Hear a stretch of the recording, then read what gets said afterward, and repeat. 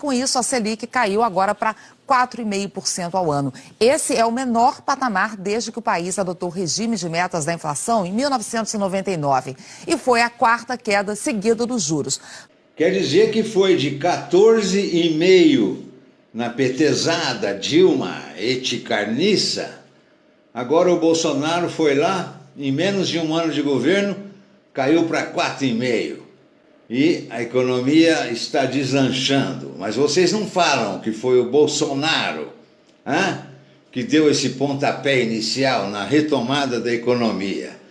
Caiu de 14,25% para 4,5%, quase 10 pontos percentuais. Isso alterou tudo, alterou completamente a vida tanto das empresas, dos fundos de investimento e das pessoas, das famílias. Da parte do governo, a consequência é uma queda forte do custo da dívida. Desde que estava em 14%, 14,25%, a Selic agora está em 4,5%, caiu muito o que o governo paga de juros. É esse mimimi, esse blá blá blá, mas eles não conseguem dizer que foi o governo Bolsonaro que deu o pontapé inicial para a retomada do nosso crescimento econômico, que já está ocorrendo em diversas áreas, é público e notório, não é verdade? Agora tem um outro detalhe. O ministro da Educação, constantemente atacado por essa mídia esquerdista, comunista, nojenta, abominável, editorial do Estadão, aí ele deu uma entrevista mostrando os números do MEC, essa estrutura que foi montada ao longo de 30 e tantos anos desse comunismo aí, iniciado por FHC, que foi o mentor de tudo. Vejam aonde chegamos com esse negócio de Paulo Freire e toda essa carniça que a esquerda colocou no Brasil. Vamos ver. No setor público federal, governo federal, você tem 600 mil servidores civis na ativa. Metade, 300 mil, estão no MEC.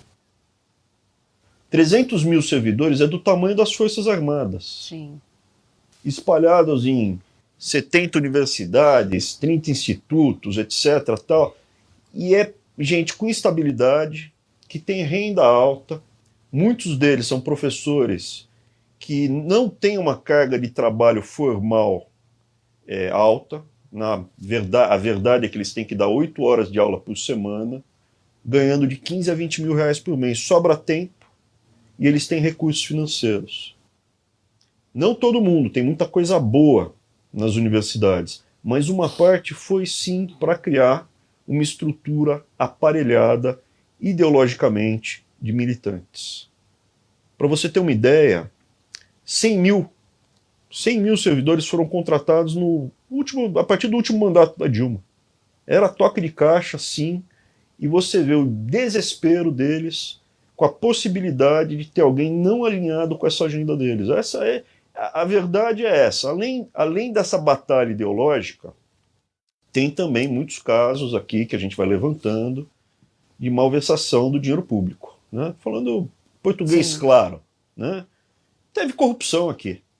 Mas, o ministro, será que não teria jeito de pegar, por exemplo, eu não digo 600 mil, que é muitos, né? Tem muitas pessoas úteis locadas no Ministério da Educação, como em qualquer ministério necessário. Mas essa sobra aí, digamos, de 80%, será que não teria jeito de pegar, por exemplo, o botão deles, rebitar para cima e encher de pólvora seca, sabe? Riscar um fósforo, será que não teria jeito, ministro? É difícil, né? É um método meio antigo, né? Não sei se o pessoal ia gostar, né? Livro didático, que ao passar a mão no telefone e ligar, o preço cai em 50%. Então, o que nós encontramos? Nós encontramos o resultado de 16 anos de PT.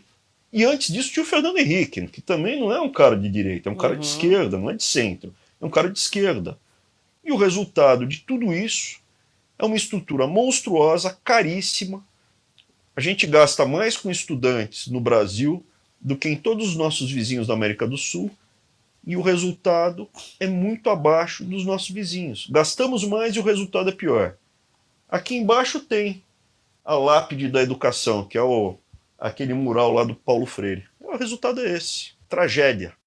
Ministro, em parte eu tenho até dó do senhor de encabeçar uma empreita dessa, de enfrentar uma instituição dessa magnitude, desse tamanho, 600 mil funcionários, cabides, dependurados nesse MEC, mais de 100 mil colocados só nesse Dilma 2, nessa pissarra, nessa carniça.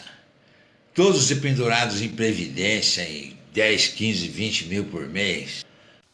E o drama é que metade das nossas crianças na terceira série não consegue ler "eu jogo bola", não consegue escrever "eu vou para a escola". Não, metade, no terceiro ano, não consegue. São justamente os filhos dos pobres que não foram para as creches, para a pré-escola, chega no primeiro ano sem saber segurar no lápis e se depara com a maravilhosa, e aqui eu estou sendo irônico, linha de ensino paulo freiriana, que é um fracasso retumbante na América do Sul. O Museu Nacional estava na mão de uma universidade federal do Rio de Janeiro, cujo orçamento anual é de 3 bilhões e 700 milhões de reais. Todo ano, os nossos impostos que a gente paga suado, 3 bilhões e 700, vão para a Universidade Federal do Rio de Janeiro. Só para uma das 70. Não tem no Brasil 10 cidades com orçamento total de 3 bilhões e 700. Não tem. 8 meses pedindo para eles fazerem um documentário sobre as contas das universidades federais. Dê transparência, mostre o que está acontecendo na Universidade Federal do Mato Grosso. Vai lá, faz um documentário aqui na UNB. Mostre os números. São vergonhosos. Na Universidade Federal do Rio de Janeiro, vergonha.